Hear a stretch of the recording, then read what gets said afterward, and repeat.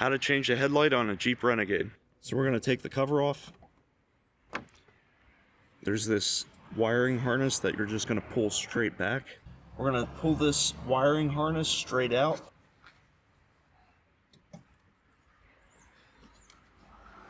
There's retaining clips on the bottom, up to the left, up to the right. So I'm going to have to depress that and kind of wiggle this out at the same time.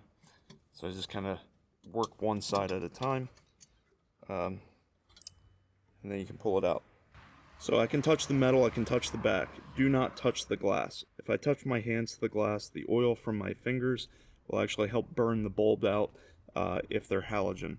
If they're not halogen, then it doesn't matter as much, but as a good practice, I just don't touch the bulb. So I'm going to put this back in. When I put this back in, these holes go to the bottom. So I'm going to have to push it in, and I want to hear it click.